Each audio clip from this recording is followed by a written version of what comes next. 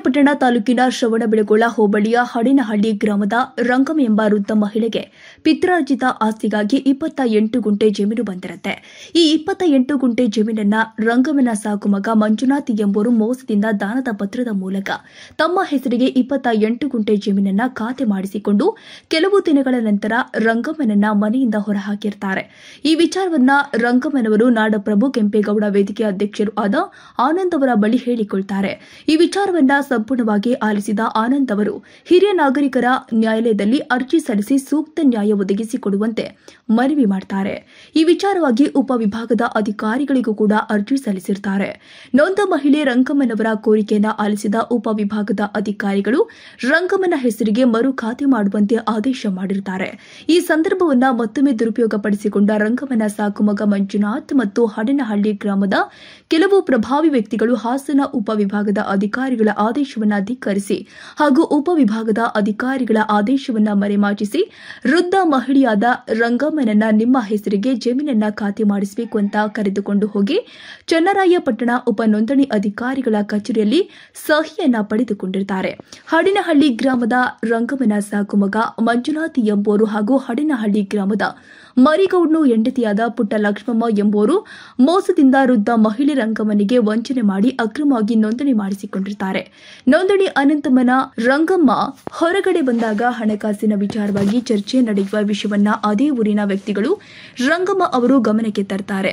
ಆ ದಿನವೇ ರಂಗಮ್ಮ ಅವರು ಸಂಜೆ ತಾಲೂಕು ದಂಡಾಧಿಕಾರಿಗಳಿಗೆ ಮತ್ತು ಪೊಲೀಸ್ ಉಪ ಅಧೀಕ್ಷಕರ ಕಚೇರಿಗೆ ಹಾಗೂ ಚನ್ನರಾಯಪಟ್ಟಣ ಸಿವಿಲ್ ನ್ಯಾಯಾಲಯದಲ್ಲಿ ಖಾತೆ ಮಾಡಿದಂತೆ ಹಾಗೂ ನೋಂದಣಿ ಕಾರ್ಯಕ್ಕೆ ತಡೆ ನೀಡುವಂತೆ ಅರ್ಜಿ ಸಲ್ಲಿಸಿದ್ದು ನ್ಯಾಯಾಲಯವು ಖಾತೆ ಮಾಡದಂತೆ ತಡೆಯಾಜ್ಞೆ ನೀಡಿದೆ ಎಂದರು.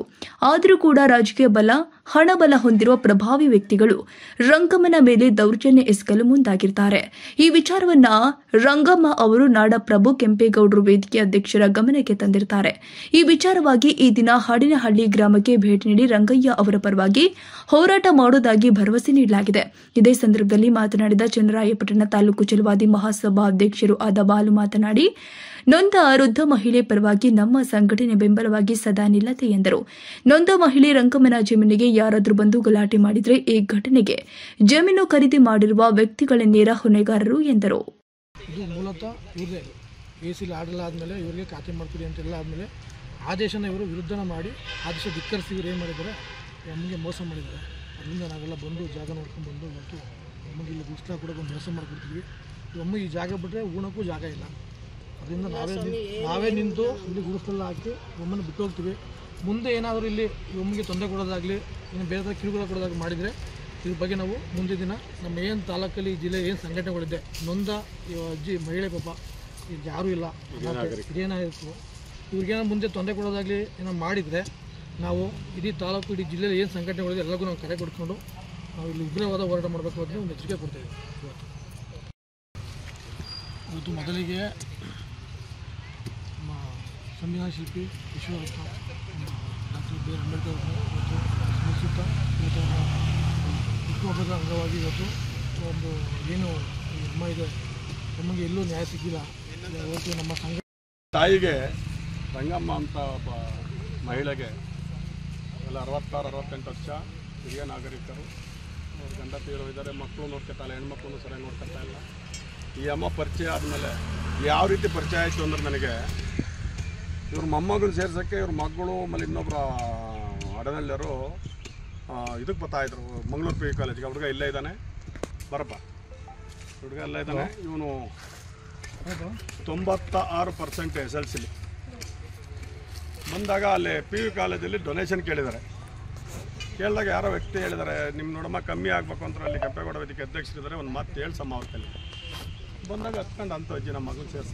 ನಾನು ಪ್ರದೀಪ್ ಅಂತ ಮಂಗಳೂರು PU ಕಾಲೇಜಿನ ಕಾರ್ಯದರ್ಶಿಗೆ ಫೋನ್ ಮಾಡಿ ಹುಡುಗಂಗೆ ಒಂದು ಸೀಟ್ ಕೊಡಪ್ಪ, ದುಡ್ಡು ಎಷ್ಟು ಆಗುತ್ತೆ ಅಂದರೆ 35,000. 35,000 ತಾಬೇಡಪ್ಪ, ನಾನು 17 ವರ್ಷ ಹಾಕ್ತೀನಿ, ನೀನು 17 ಸಾವಿರ ಹಾಕು. ಆ ಹುಡುಗನ ದತ್ತು ತಾಳನ್ನು ಓದಿಸೋಕ್ಕೆ ಈ ಸಲ ಫಸ್ಟ್ PUCಲಿ ಅವನು 98% ತೆಗೆದಿದ್ದಾನೆ, ಉತ್ತಮವಾದ ಅಂಕ. ಆಗ ಪರಿಚಯ ಆದಾಗ ಈ ಅಮ್ಮ ಇವೆಲ್ಲನೂ ದಾಖಲಾತಿಗಳು ಕೊಟ್ಟಾಗ ನಾನು ಹಿರಿಯ ನಾಗರಿಕರ ವೇದಿಕೆಗೆ ಹಾಕಿ ಈ ಅಮ್ಮಗೆ ನ್ಯಾಯ ಸಿಕ್ಕಿದೆ. ಮುಂದೆ ಏನಾದರೂ ಈಗ ನಾವು ನಮ್ಮ ಛಲವಾದಿ ಮಹಾಸಭಾ ಕೆಂಪೇಗೌಡ ವೇದಿಕೆ ಎಲ್ಲ ಇನ್ನೂ ಇತರ ಸಂಘಟನೆಗಳೆಲ್ಲ ಸದಸ್ಯರಿದ್ದೀವಿ, ಮುಖ್ಯವಾದವರು ಇಲ್ಲಿ ಬಂದಿದ್ದೀವಿ. ಮುಂದೆ ಈ ಅಮ್ಮನ ಗುಡಿಸಲು ತೆರವುಗೊಳಿಸೋದ ಅಲ್ಲಿ ಏನಾದ್ರು ಒಂದು ಚಿಕ್ಕದಾದರೆ ಯಾರು ತೆರವುಗೊಳಿಸ್ತಾರೆ ಬೈಯರ್ ಆ್ಯಂಡ್ ಸೆಲ್ಲರ್ ಅವರೇ ಇದಕ್ಕೆ ಕಾರಣಕರ್ತರಾಗ್ತಾರೆ. ಕಾನೂನು ಕ್ರಮಕ್ಕೆ ಜರುಗಿಸ್ಬೇಕು. ನಾವು ಕಾನೂನು ಬಿಟ್ಟು ಹೋಗಲ್ಲ. ನ್ಯಾಯಾಲಯ ಆದೇಶ ಏನಿದೆ ಆ ಆದೇಶದಂಗೆ ನಡ್ಕೊಂಡು ಹೋಗ್ಬೇಕು. ಈ ಅಮ್ಮ ಈ ಗುಡಿಸಲೇ ಇರುತ್ತೆ. ಈ ಅಮ್ಮಗೆ ಸ್ವಂತ ಮನೆ ಇಲ್ಲ. ಈಗಿರೋ ಮನೆಯೂ ಬೇರೆ ಹೆಸರಲ್ಲಿದೆ. ಯಾವತ್ತು ಆಚೆಗೆ ಹಾಕ್ತಾರೆ ಗೊತ್ತಿಲ್ಲ. ಅದನ್ನು ಈ ಅಮ್ಮಂಗೆ ಒಂದು ಗುಡಿಸಲು ಹಾಕ್ಕೊಡ್ತಾ ಇದ್ದೀವಿ. ನಮ್ಮ ಛಲವಾದಿ ಮಹಾಸಭಾದ ವತಿಯಿಂದ ಆ ಅಮ್ಮಂಗೆ ಗುಡಿಸಲು ಹಾಕ್ಕೊಡ್ತಾ ಇದ್ದೀವಿ. ನಾವು ಇದರಲ್ಲಿ ಬಾಲು ಅವ್ರಿಗೆ ಎಷ್ಟು ಹೇಳಿದ್ರು ಚಿರಋಣಿ. ನಾನು ಇದನ್ನು ಗುಡಿಸಲು ಹಾಕ್ಕೊಡ್ತೀನಿ ಆ ಮನೆಗೆ, ಆ ಅಮ್ಮಂದು ಏನು ಸೌಕರ್ಯ ತಿಂಗಳಿಗೆ 10 kg ಅಕ್ಕಿ ಬೇಕಾ 20 kg ಅಕ್ಕಿ ಬೇಕಾ ನಾನು ಕಳಿಸ್ತೀನಣ್ಣ ಅಂತ ಒಂದು ನಮ್ಮ ಬಾಲು ಅವರು ಭಾಳ ಉತ್ತಮ ರೀತಿಯಲ್ಲಿ ಸ್ಪಂದಿಸಿದ್ದಾರೆ. ಅವ್ರಿಗೂ ಈ ಸಮಯದಲ್ಲಿ ಕೃತಜ್ಞತೆ ಹೇಳುತ್ತಾ ಮತ್ತೊಮ್ಮೆ ಮಗದೊಮ್ಮೆ ನಮ್ಮ ಅಡನಹಳ್ಳಿ ಗ್ರಾಮಸ್ಥರಿಗೆ ಒಂದು ಕಿವಿ ಮಾತು ಹೇಳ್ತೀನಿ. ದಯವಿಟ್ಟು ನಿಮ್ಮ ಗ್ರಾಮ ಬಿಟ್ಟು ನಾವು ಹೋಗಲ್ಲ. ನಿಮ್ಮ ಗ್ರಾಮದಲ್ಲಿ ಏನು ನ್ಯಾಯ ಕೊಡಿಸ್ಬೇಕು ಆ ಬೆಲೆಗೆ ನ್ಯಾಯ ಕೊಡಿಸಿ. ನಮ್ಗೆ ಅವಶ್ಯಕತೆ ಇಲ್ಲ. ಇದು ನಮ್ಮ ಮೇಲೆ ದೂರುಗಳು ಅಪಾರ ಬಂದಿದೆ. ಆ ದೂರಿಗೆ ನಾವು ಎಲ್ಲ ಉತ್ತರ ಕೊಡೋಕ್ಕೆ ಹೋಗಲ್ಲ. ಆ ಉತ್ತರ ನನಗೆ ಬೇಕಿಲ್ಲ. ಅದು ಈ ಅಬಲೆಗೆ ನಿಮಗೆಲ್ಲರಿಗೂ ಗೊತ್ತು. ಇದು ಯಾಕೆ ಇದನ್ನು ವಿಡಿಯೋ ಒಂದು ಪ್ರೆಸ್ ಮೀಟ್ ಅಂದರೆ ಚಿಕ್ಕದಾಗಿ ಮಾಡಿಸ್ತಾ ಇದ್ದೀನಿ. ಇದನ್ನ ಯಾಕೆಂದರೆ ಅಡನಹಳ್ಳಿ ಗ್ರಾಮಸ್ಥರಿಗೆ ಗೊತ್ತಾಗಬೇಕಿದು. ನಾನು ಒಂದೊಂದು ಮನೆಗೆ ಹೋಗಿ ಹೇಳೋಕ್ಕಾಗಲ್ಲ. ಇದೇನಾದ್ರು ಮುಂದುವರೆದ ಭಾಗದಲ್ಲಿ ಇವರೇನಾದ್ರು ಆ ಮಹಿಳೆಗೆ ನ್ಯಾಯ ಸಿಗಲಿಲ್ಲ ಅಂದರೆ ಮುಂದಿನ ಜಿಲ್ಲಾ ಮಟ್ಟ, ರಾಜ್ಯ ಮಟ್ಟ, ರಾಷ್ಟ್ರ ಮಟ್ಟದಲ್ಲಿ ಇದನ್ನು ನಾನು ಬೆಳಕಿಗೆ ತರಬೇಕಾಗುತ್ತೆ. ದಯವಿಟ್ಟು ಎಲ್ಲ ಉತ್ತಮರಿದ್ದೀರಾ, ಉತ್ತಮ ರೀತಿಯಲ್ಲಿ ಸಹಕರಿಸ್ಕೊಂಡು ಹೋಗಿ.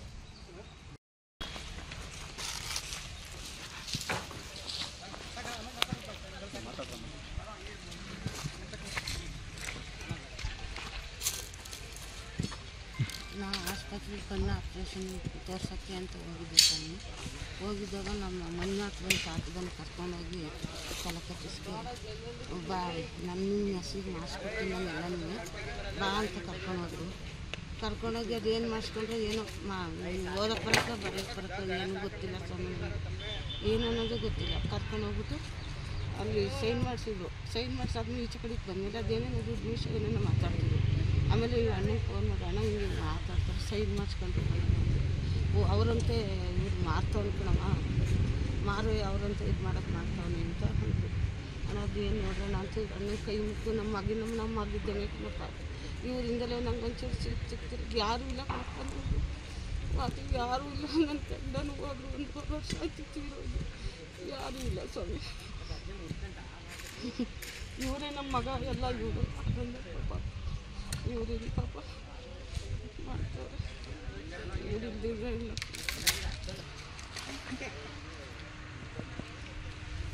ಮೊದಲಿಗೆ ಈ ನಮ್ಮ ಅಡನಹಳ್ಳಿ ಗ್ರಾಮದ ಗ್ರಾಮ ದೇವತೆಗಳಾದಂಥ ಉಚ್ಚಲಮ್ಮ ಮತ್ತು ಆಂಜನೇಯ ಸ್ವಾಮಿಯವರು ವಿಧಿಸುತ್ತಾ ಇವತ್ತು ನಮ್ಮೆಲ್ಲರ ಸುದಿನ ವಿಶ್ವರತ್ನ, ಭಾರತ ರತ್ನ, ಸಂವಿಧಾನ ಶಿಲ್ಪಿ, ಎಲ್ಲರಿಗೂ ಸಮಾನತೆ ಬೇಕು ಅಂತ ಹೇಳಿ ನಮ್ಮೆಲ್ಲ ದೇವರ ಸಮಾನವಾದಂಥ ಅಂಬೇಡ್ಕರ್ ಅವರ 133ನೇ ಜಯಂತಿ.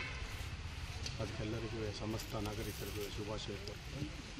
ಈ ದಿವಸ ಏನು ಅಂದರೆ ಅಡನಹಳ್ಳಿ ಗ್ರಾಮದಲ್ಲಿ ನಾನು ಯಾವ ವ್ಯಕ್ತಿಯೂ ತೇಜವಧೆ ಮಾಡೋಕ್ಕೆ ಹೋಗಲ್ಲ. ನನಗೆ ಅವಶ್ಯಕತೆ ಇಲ್ಲ. ಅದು ಈ ಅಬಲೆ ಸೀನಿಯರ್ ಸಿಟಿಜನ್ ಅಂದರೆ ಹಿರಿಯ ನಾಗರಿಕರು. ಈ ಅಮ್ಮಂಗೆ ಅನ್ಯಾಯ ಆಗಿರೋದನ್ನ ನಾವು ಇಲ್ಲಿ ಯಾವ ರೀತಿ ಅನ್ಯಾಯ ಆಯಿತು ಅನ್ನೋದನ್ನ ಬಿಡಿಸಿ ಹೇಳೋದಕ್ಕೆ ಇದು ಮೊದಲನೇ ಹಂತ. ಯಾವ ರೀತಿ ಅಂದರೆ ಈ ಅಮ್ಮ ಇವ್ರ ತಂದೆ ತಾಯಿ ನಂಜಪ್ಪ 28 ಕುಂಟನ ಈ ಅಮ್ಮನಿಗೋಸ್ಕರ ಬಿಟ್ಕೊಟ್ಟಿದ್ರು. ನಂಜಮ್ಮ ತೀರೋಯ್ತು. ಇವರಿಗೆ ಒಬ್ಬ ಮಗು ಸಿಕ್ತು. ಆಗುಸಿದ ಮಗು. ಯಾರ ತಾಯಿ ಅದು ಗೊತ್ತಿಲ್ಲ. ಆ ಮಗುನ ತಂದು ಸಾಕ್ಕೊಂಡು ಅವ್ನು ದೊಡ್ಡವನು ಮಾಡಿ ಅವ್ನ ವಿದ್ಯಾಭ್ಯಾಸ ಎಲ್ಲ ಕೊಡಿಸಿ ಎಲ್ಲ ಮಾಡಿದ್ಮೇಲೆ ಮದುವೆ ಮಾಡಿದ್ರು. ಈ ಅಮ್ಮಗೆ 2 ಹೆಣ್ಣು ಮಕ್ಕಳು. ಇವ್ರಿಗೆ ಎಲ್ಲಿ ಉಣಕ್ಕೂ ಜಾಗ ಎಲ್ಲ ಹರಡಿ ಮಾಡಿದ್ರು. ಆ ವ್ಯಕ್ತಿ ಏನು ಮಾಡಿದ್ದಾನೆ, ಈಗ ಸುಮಾರು ವರ್ಷಗಳ ಹಿಂದೆ ಈ ಅಜ್ಜಿ ಮತ್ತು ಈ ಅಮ್ಮನ ಇದು ಕರ್ಕೊಂಡೋಗಿ ತಾಲೂಕು ಆಫೀಸ್ಗೆ ದಾನಪತ್ರನ ಮಾಡಿಸ್ಕೊಂಡು ರಿಜಿಸ್ಟರ್ ಮಾಡ್ಕೊಂಡು ಈ ಅಮ್ಮನಿಗೆ ಮೋಸ ಮಾಡಿದ್ವಿ. ದಾನಪತ್ರ ರಿಜಿಸ್ಟರ್ ಆದ ದಿವಸದಿಂದಲೇ ಈ ಅಮ್ಮನ ಆಚೆಗೆ ಹಾಕಿದ್ದಾರೆ ಊಟ ತಿಂಡಿ ಕೊಡ್ತಾರೆ. ಈ ಅಮ್ಮ ಮಗಳಾದಂಥ ಆಚಾರ ಮಡ್ಲಿಗೆ ಬಂದುಬಿದ್ದಾಗ ಆ ಹುಡುಗಿ ತೀರ್ಥ ತಾಯಿ ಬಿಡ್ದಂಗೆ ಯಾವ ರೀತಿ ಕಾಪಾಡ್ಕೋಬೇಕು ಅಂತ ಹೇಳಿ ಎಲ್ಲ ಮಾಡಿಕೊಂಡು ಕೋರ್ಟ್ಗೆ ಹಾಕಿರ್ತಾರೆ. ಕೋರ್ಟಲ್ಲಿ ದಾನ ರಿಜಿಸ್ಟ್ರು ನ್ಯಾಯಾಲಯದ ಒಂದು ಅಂಗಳದಲ್ಲಿ ಯಾವ ರೀತಿ ಆಗುತ್ತೆ ಎಲ್ಲರಿಗೂ ಗೊತ್ತು. ಆದರೆ ನಮ್ಮ ಘನ ಸರ್ಕಾರ ಒಂದು ಸೀನಿಯರ್ ಸಿಟಿಜನ್ ಅಂದರೆ ಹಿರಿಯ ನಾಗರಿಕರ ವೇದಿಕೆ ಒಂದು ಕಾನೂನು ತಂದು ಭಾಳ ಒಳ್ಳೆಯ ಕೆಲಸ ಮಾಡಿದೆ. ಯಾವ ತಾಯಿಗೂ ಯಾವ ತಂದೆ ತಾಯಿಗೂ ಈ ನೋವು ಬರಬಾರ್ದು. ಅದು ಯಾವ ರೀತಿ ಅಂದರೆ ಅವತ್ತೇ ಅವ್ನು ಬೇಡ ಅಂತ ಬಿಟ್ಟಿದ್ರೆ ಇವ್ರಿಗೆ ಪಾಪ ಈ ತೊಂದರೆ ಬರ್ತಿತ್ತಿಲ್ಲ. ಅವ್ನು ತಂದು ಸಾಕೊಂಡು ಯಾರೆತ್ತ ತಾಯಿನೋ ಕಕ್ಕ ಒಂದು ಬೇರಿಸಿದ್ದು ಮಗನ ಸಾಕೊಂಡು ಅವನು ಇದಕ್ಕೆ ಮೋಸ ಮಾಡಿದ ಮೇಲೆ ಜನ ನಮ್ಮ ಸನ್ಮಾನ್ಯ ಗಣತವ್ಯಕ್ತ ಅಸಿಸ್ಟೆಂಟ್ ಕಮಿಷನರ್ ಅವರು 22/1/2024 ಇದನ್ನೆಲ್ಲ ವಿಚಾರಣೆ ಮಾಡಿ 8 ತಿಂಗಳ ಅವಧಿ ನಾನು ಸೀನಿಯರ್ ಸಿಟಿಜನ್ಗೆ ಹಾಕೊಂಡಿದ್ದೆ. ಹಾಗೆ ವಿಚಾರಣೆ ಮಾಡಿ ಉಭಯ ಥರನೂ ವಿಚಾರ ಮಾಡಿ ಅದು ಏನು ಅವರೆಲ್ಲ ಅವ್ರ ಖಾತೆಯಲ್ಲಿ ಕೂತಿತ್ತು ಆ ವ್ಯಕ್ತಿಗೆ ಈ ಅಮ್ಮನ ವರ್ಗಾವಣೆ ಮಾಡಬೇಕು ಅಂತ ಆದೇಶ ಮಾಡಿತ್ತು. ಇದಕ್ಕಿಂತ ಹಿಂದೆ ಬೇಕಾದಷ್ಟು ವಿಚಾರಗಳಿದೆ. ಆ ವಿಚಾರನ ಹೇಳೋದಕ್ಕೆ ಮುಂದಿನ ಹಂತ 2ನೇ ಹಂತಕ್ಕೆ ಹೋಗ್ತೀನಿ ನಾನು. ಈ ಆದಮೇಲೆ ಏನಾಯಿತು, ಈ ವ್ಯಕ್ತಿ ನಾವು ಒಂದು 2-3 ಸಲ ಇನ್ನೊಂದು ಅಮೃತೋಲ್ ಮಾಡಬೇಕಂತ ತೀರ್ಮಾನ ಮಾಡಬೇಕು ಅಂತ ಭಾಳ ಪ್ರಯತ್ನಪಟ್ಟು, ಆದರೆ ಅದಕ್ಕೆ ಹೋಗೋದಿಲ್ಲ. ಆಮೇಲೆ ಏನಾಯಿತು, 26ನೇ ತಾರೀಕು ಈ ಅಮ್ಮ ಮಂಗಳವಾರ ಜಗದೀಶ್ ಡಾಕ್ಟ್ರಿಗೆ ಹಾಸನ ಉಮಾ ಹಾಸ್ಪಿಟ್ಲ್ ಜಗದೀಶ್ ಡಾಕ್ಟ್ರ್ ಒಂದು ಟೋಕನ್ ತೆಗೆಸ್ಕೊಟ್ಟಿದ್ದೆ. ಕಣ್ಣು ಕಾಣಲ್ಲ ಅಮ್ಮಗೆ ಬಂದು ಅಲ್ಲಿಗೆ ಬಂದಿದ್ದಾರೆ. ಬಂದಾಗ ಈ ಮಂಜುನಾಥನವರು ಪುಸಲಾಯಿಸಿ ಅಮ್ಮನ್ನ ನಿಮ್ಮ ಜಮೀನ ನಿಮಗೆ ಮಾಡಿಕೊಡ್ತೀವಿ ಬನ್ನಿ ಅಂತ ಹೇಳ್ಬಿಟ್ಟು ಬೇರೆಯವರಿಗೆ ಕ್ರಯ ಮಾಡಿಕೊಟ್ಟಿದ್ದಾರೆ. ಅವರೆಲ್ಲ ಹೆಸರು ಹೇಳಕ್ಕೆ ಹೋಗಲ್ಲ. ಯಾಕೆ ಕೇಳಲ್ಲ ಅಂದರೆ, ನಾವು ಕಾನೂನು ತೊಡಕನ್ನೇ ಮಾಡಿಕೊಂಡು ಒಂದು ಊರಲ್ಲಿ ಬೆಂಕಿ ಹೆಚ್ಚಕ್ಕೆ ನಾವು ಬಂದಿಲ್ಲ ಅಂತ. ಈ ಅಮ್ಮಗೆ ನ್ಯಾಯ ಸಿಗಬೇಕು. ಈ ತಗೊಂಡಿರೋ ವ್ಯಕ್ತಿಗಳನ್ನೂ ಕರೆದುಬಿಟ್ಟು ಹೇಳಿದ್ದೀನಿ, ಆ ಅಮ್ಮಗೆ ನ್ಯಾಯ ಕೊಡಿಸಿ. ನಾವೆಲ್ಲ ಕೋರ್ಟಲ್ಲಿ ಏನಿದೆ ಆ ಅಮ್ಮಂಗೆ ನಿಮಗೂ ತಾಯಿ ಸಮಾನ, ಆ ಅಮ್ಮಗೆ ನ್ಯಾಯ ಕೊಡಿಸಿ. ನ್ಯಾಯ ಕೊಡಿಸ್ಲಿಲ್ಲ ಅಂದರೆ ಮುಂದೆ ಉಗ್ರವಾದ. ಈಗ ಅಡನಹಳ್ಳಿ ಗ್ರಾಮದಲ್ಲೂ ಹಾಲುವನ್ನು ಒಂದಾರಿದ್ದಾರೆ. ಆ ಗ್ರಾಮಸ್ಥರಿಗೆ ಬಿಡ್ತೀನಿ. ಇವರು ತಗೊಂಡಿರೋ ವ್ಯಕ್ತಿ ಬೈಯರ್ ಆ್ಯಂಡ್ ಸೆಲ್ಲರ್. ಈ ರೀತಿ ಕಾಂಪ್ಲಿಕೇಟೆಡ್ ಇದ್ದಾಗ ಏನು ಮಾಡಬೇಕಾಗಿತ್ತು, ಇಡೀ ಊರಿನಲ್ಲಿ ಕೂರಿಸ್ಕೊಂಡು ಮಾಡ್ಕೋಬೇಕಾಗಿತ್ತು. ಈಗ ಅದು ಮುಂದಿನ ಹಂತದಲ್ಲಿ ಏನೇನು ಅಂತ ಇಲ್ಲಿ.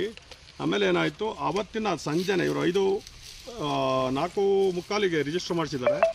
5:15 ಕಂಪ್ಲೇಂಟ್ ಲಾರ್ಜ್ ಆಗಿ ನೋಡಿ. ಇದು ಎ ಸಿ ಅವರ ಆರ್ಡ್ರು ಈ ಖಾತೆ ಮಾಡಬೇಕಾಗಿರುತ್ತೆ. ಇದಾದ ಮೇಲೆ ಏನು ಇವರು ತೊಗೊಂಡ್ರು ಅವ್ರಿಗೆ ಖಾತೆ ಮಾಡ್ದಂಗೆ ಸ್ಟೇ ಆರ್ಡ್ರು.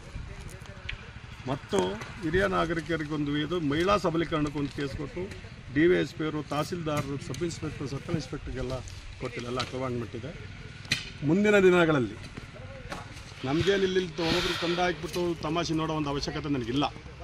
ನನಗದು ಬೇಕಾಗೂ ಇಲ್ಲ.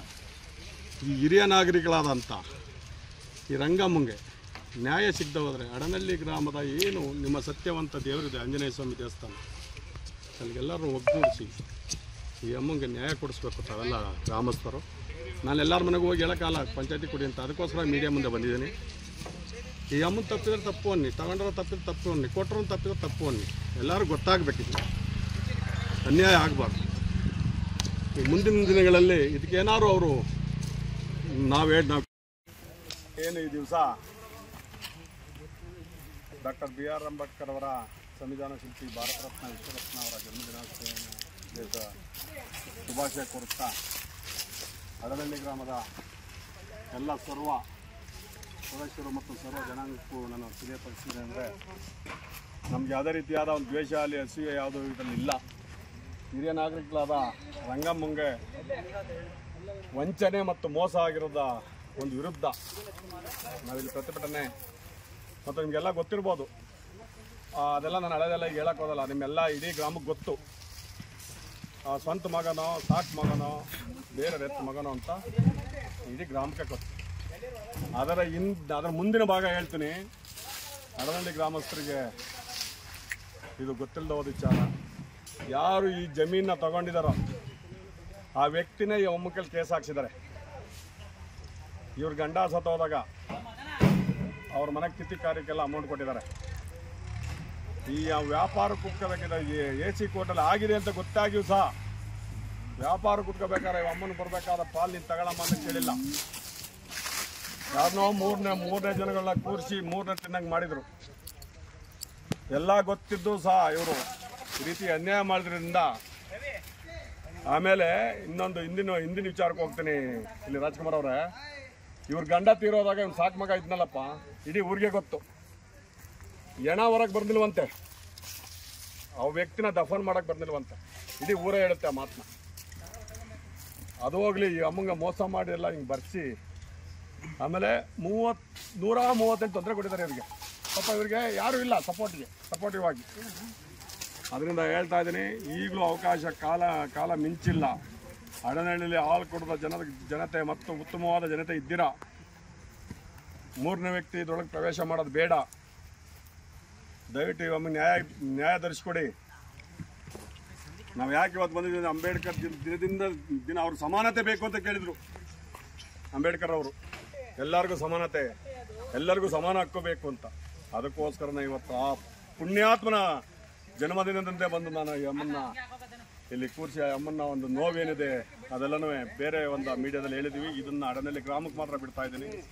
ದಯವಿಟ್ಟು ಎಲ್ಲ ಕೂತು ನಿಮ್ಮ ಆಂಜನೇಯ ಸ್ವಾಮಿ ಏನು ಇಡೀ ಹಾಸನ ಡಿಸ್ಟಿಕ್ಕೆಲ್ಲ ಸತ್ಯಾಸತ್ಯತೆ ಇರೋ ಒಂದು ದೇವರು, ಆ ದೇವ್ರನ್ನ ಒಂದು ಇದನ್ನ ಉಳಿಸ್ಕೊಂಡು ಈ ಅಮ್ಮಗೆ ನ್ಯಾಯ ಧರಿಸ್ಕೊಡಿ. ನಾವು ಯಾರು ಬರೋಲ್ಲ, ನೀವೆಲ್ಲ ಕೊಡಿಸ್ತೀವಿ, ನಾವು ಯಾರು ಬರೋಲ್ಲ, ನೀವೇ ನ್ಯಾಯ ಕೊಡ್ತೀವಿ. ಇಡೀ ಊರದೇ ನಾವು ಮೂರನೇ ವ್ಯಕ್ತಿಗಳು ನಾವು ಇದಕ್ಕೆ ಹೆಜ್ಜೆ ಹಾಕಲ್ಲ. ನೀವು ನ್ಯಾಯ ಕೊಡಿಸ್ತಿಲ್ಲ ಅಂದರೆ ದಯವಿಟ್ಟು ಹೇಳ್ತಾ ಇದ್ದೀನಿ, ಮುಂದಿನ ದಿನಗಳಲ್ಲಿ ಈಗ ಚುನಾವಣೆ ಸಮಯದಿಂದ ಎಲ್ಲ ಅಧಿಕಾರಿಗಳು DC ಇರ್ಬೋದು, ತಹಸೀಲ್ದಾರ್ ಇರ್ಬೋದು, RI ಇರ್ಬೋದು, ಎಲ್ಲ ಇವರು ಭಾಳ ಬ್ಯುಸಿ ಇದ್ದಾರೆ.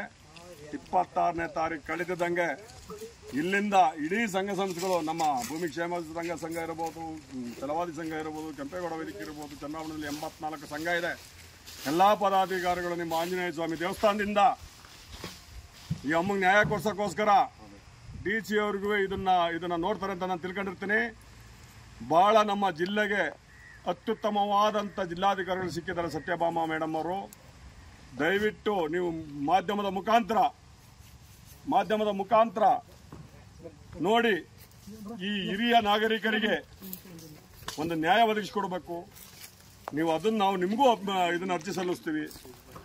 ಸಪೋಸ್ ಈ ಅಮ್ಮಂಗೆ ಏನಾದ್ರು ನ್ಯಾಯ ಸಿಗಲಿಲ್ಲ ಅಂದರೆ ಎಲ್ಲ ಸಂಘಟನೆಗಳು ಒಗ್ಗೂಡಿ ಈ ಅಡನಹಳ್ಳಿ ಗ್ರಾಮದ ಆಂಜನೇಯ ಸ್ವಾಮಿ ಪ್ರತಿಮೆಯಿಂದ ಬೆಂಗಳೂರು ಚಲೋ ಪಾದ ನಡಿಗೆಯಿಂದ ಸನ್ಮಾನ್ಯ ಗಣತವೆತ್ತ ಈ ಕರ್ನಾಟಕ ರಾಜ್ಯದ ಮುಖ್ಯಮಂತ್ರಿಗಳಿಗೆ ಮನವಿ ಸಲ್ಲಿಸ್ತೀವಿ. ಅಲ್ಲಿಂದ ರಾಜಭವನಕ್ಕೆ ಹೋಗಿ ರಾಜ್ಯಪಾಲರ ಹತ್ರ ನ್ಯಾಯ ಕೇಳಕ್ಕೆ ನಾವು ಯಾಕೆ ಇಷ್ಟೆಲ್ಲ ಮಾಡಬೇಕು ಅಂತ ಹೇಳ್ತಾ ಇದ್ದೀನಿ ಅಂದರೆ, ಈ ಜಾಗನ ತಗೊಂಡಿರೋ ವ್ಯಕ್ತಿಗಳು ಪ್ರಭಾವಿಗಳು, ಹಣಬಲವುಳ್ಳವರು.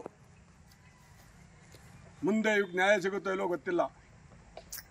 ಈ ಹೋರಾಟದಲ್ಲಿ ಹಿಂದೆ ಸರಿಯಲ್ಲ. ನಾವು ಯಾವುದು ನಮ್ಮ ಮೇಲೂ ಕೆಟ್ಟ ಹೆಸರು ಹೇಳಿದರೆ ಖಂಡಿತವಾಗಿ ಹೇಳ್ತೀರಿ. 10 ಪೈಸೆ ಇವ್ರದ್ದು ನಾವೇನಾರು ಉಪಯೋಗಿಸಿದ್ರೆ ಏನಮ್ಮ ನೀನೇ ಹೇಳ್ಬಿಡಮ್ಮ, ನಮ್ತ 10 ಪೈಸೆ ಕೊಟ್ಟಿದ್ದೀನಮ್ಮ. ಅದರಿಂದ ಭೂಮಿ ಕ್ಷೇಮಾಭಿವೃದ್ಧಿ ಸಂಘದ ಗೌರವಾಧ್ಯಕ್ಷರಾದಂಥ ರಾಜ್ಕುಮಾರ್ ಅವರು 2 ಮಾತಾಡ್ತಾರೆ. ನಮಸ್ಕಾರ ಸ್ನೇಹಿತರೆ, ನಾನು ರಾಜ್ಕುಮಾರ್ ಅಂತ ಚಂದ್ರಾಯಪಟ್ಟಣ ಸೋಷಿಯಲ್ ವರ್ಕರು ಹಾಗೂ ಭೂಮಿ ಕ್ಷೇಮಾಭಿವೃದ್ಧಿ ಸಂಘದ ಗೌರವಾಧ್ಯಕ್ಷ. ಬಟ್ ನನಗಿಲ್ಲಿ ಕನ್ಫ್ಯೂಸ್ ಐತೆ. ಏನು ಕನ್ಫ್ಯೂಸು ಅಂದರೆ, ಇವತ್ತು 14ನೇ ತಾರೀಕು ಅಂಬೇಡ್ಕರ್, ಈ ದೇಶದ ಸಂವಿಧಾನ ಬರೆದಂಥ ಅಂಬೇಡ್ಕರ್ ಅವರ ಜನ್ಮದಿನ ಅಂತ ನಾನು ಕೇಳ್ತಾ ಇದ್ದೀನಿ. ಮೊನ್ನೆ ಜಿಲ್ಲಾಡಳಿತಕ್ಕೆ ಮತ್ತು ರಾಜ್ಯ ಸರ್ಕಾರಿಗೆ ಮತ್ತು ಪ್ರಭಾವಿ ಹಣಕಾಸು ಇರುವಂಥ ಜನಗಳಿಗೆ, ಬಡವ್ರಿಗೆ ಒಂದು ಕಾನೂನು, ಹಣ ಇರೋರಿಗೆ ಒಂದು ಕಾನೂನು ಈ ದೇಶದಲ್ಲಿ ಈತ ಫಸ್ಟ್. ನೊಂದಿ ಜೀವಕ್ಕೆ ಕಷ್ಟದಲ್ಲಿದೆ, ಅವ್ರಿಗೆ ಸಹಾಯ ಮಾಡಬೇಕು. ಯಾವಾಗಲೂ ನಾನು ಅವ್ರ ಪರ ಇರ್ತೀನಿ. ಯಾಕೆಂದರೆ ಯಾವಾಗಲೂ ನಾವು ಅಷ್ಟೇ, ಮನುಜ ಕುಲಂ ತಾನು ಒಂದೇ ಒಲಮಂದ ನಾವು ತಿಳ್ಕೊಂಡ್ಮೇಲೆ ಅವ್ರು ಒಂದು ಕಾನೂನು, ಇವರು ಒಂದು ಕಾನೂನು, ಪ್ರತಿಯೊಬ್ಬರಿಗೂ ಒಂದೇ ಕಾನೂನು. ಅವ್ನು ಬಡವ ಇರ್ಬೋದು, ಬಲ್ಲಿಗ ಇರ್ಬೋದು. ಮುಂದಿನ ಇದರಲ್ಲಿ ಅವಮಗೆ ಯಾವುದೇ ರೀತಿ ತೊಂದರೆ ಖಂಡಿತವಾಗಿ ನಾವಂತೂ ಸಪೋರ್ಟ್ ಮಾಡ್ಲಿಕ್ಕೆ ರೆಡಿ ಇದ್ದೀವಿ. ಇದೇನಾಗಿದೆ, ಏನು ತಗೊಂಡಿದ್ದಾರೆ ಅವರೇ ಕೂತಿ ಅವಮಗೆ ನ್ಯಾಯ ಕೊಡಿಸ್ಬೇಕು. ಮತ್ತೆ ಒಂದು ಮನವಿ ಮಾಡ್ತೀನಿ, ನಾನು ಅಡನಹಳ್ಳಿಯಲ್ಲಿ ಅತ್ಯುತ್ತಮವಾದಂಥ ಸಾಹಿತ್ಯ ಪರಿಷತ್ ಅಧ್ಯಕ್ಷರಿದ್ದಾರೆ, ತಾಲೂಕು ಅಧ್ಯಕ್ಷರಿದ್ದಾರೆ HL ಲೋಕೇಶು, ಮತ್ತು ಗ್ರಾಮದ ಹಿರಿಯ ಮುಖಂಡರುಗಳೆಲ್ಲ ನನಗೆ ಪರಿಚಯ ಇದ್ದಾರೆ. ಅವ್ರಿಗೊಂದು ಮನವಿ ಮಾಡ್ತೀನಿ, ನಿಮ್ಮೂರಲ್ಲಿ ಹಾಲುವನ್ನು ಉಂಡರು ಯಾರೋ 4 ಜನ ಇದ್ದರೆ ಈ ಕೇಸ್ನ ಬಗೆಹರಿಸ್ಬೇಕು. ಯಾಕೆ ಅಂದರೆ ಇವತ್ತು ಈ ಒಮ್ಮಂಗಾಗಿದೆ, ನಾಳೆ ನಿಮ್ಮನೇಲೇ ಆಗ್ಬೋದು, ನಿಮ್ಮ ಅಕ್ಕ ತಂಗಿರಿಗೆ ಆಗ್ಬೋದು, ಅಣ್ಣ ತಮ್ಮದಿರಿಗೆ ಆಗ್ಬೋದು. ದಯವಿಟ್ಟು ಇದಕ್ಕೆ ನ್ಯಾಯ ಕೊಡಿಸ್ಬೇಕಂತ ಈ ಸಂದರ್ಭದಲ್ಲಿ ಕೇಳ್ತೀನಿ. ನಾನು ಅಡನಹಳ್ಳಿ ಜನರನ್ನ ಮನವಿ ಮಾಡಿಕೊಂಡು ಇದು ಮುಗಿದಿದ್ದು ಆರಂಭ ಅಷ್ಟೇ, ಅಂತ ಇನ್ನು ಮುಂದೆ ಇದೆ ಅಂತ ಈ ಸಂದರ್ಭದಲ್ಲಿ ಹೇಳಿಕ್ಕೆ ನಾನು ಬಯಸ್ತೀನಿ. ರಾಜ್ಕುಮಾರ್ ಅಂತ ಚೆಂದಾಯಿತು. ಇನ್ನೊಂದು ಅಡನಹಳ್ಳಿ ಗ್ರಾಮದವ್ರಿಗೆ ಹೇಳಬೇಕು ಅಂದರೆ, ಮೊದಲನೇ ಪಂಚಾಯತಿ ಮುಗಿದು 2ನೇ ಪಂಚಾಯತಿಲಿ ಈಗೇನು ಹೆಸರು ಹೇಳಿದ್ರು ನಾನು ಹೆಸರು ಹೇಳಕ್ಕೆ ಹೋಗಲ್ಲ, ನನಗೆ ಅವಶ್ಯಕತೆ ಇಲ್ಲ. ಅದು ಯಾರನ್ನೂ ವ್ಯಕ್ತಿಗತವಾಗಿ ತೇಜೋವಧೆ ಮಾಡಲ್ಲ ನಾನು. ಈ ವ್ಯಕ್ತಿಗಳು 4-5 ಜನ ಸೇರ್ಕೊಂಡು ಈ ಅಮ್ಮನಿಗೆ 2 ಗುಂಟೆ ಜಾಗ 3.5 ಲಕ್ಷ ದುಡ್ಡು ಇಂಥ ದಿವಸ ಕೊಡಬೇಕು ಅಂತ ಹೇಳ್ಬಿಟ್ಟು ಹೋದ ವರ್ಷದ ಸೆಪ್ಟೆಂಬರ್ನಲ್ಲಿ ಕೊಡಬೇಕು ಅಂತ ಹೇಳಿದರು. 2 ಚೆಕ್ಕನ್ನು ಇಸ್ಕೊಂಡ್ರು. ಈ ಅಮ್ಮಂಗೆ ಅಲ್ಲೂ ನ್ಯಾಯ ಸಿಗ್ನಿಲ್ಲ. 3.5 ಲಕ್ಷ ಅಲ್ಲ, 3.5 ರೂಪಾಯಿ ಕೊಡ್ನಲ್ಲ.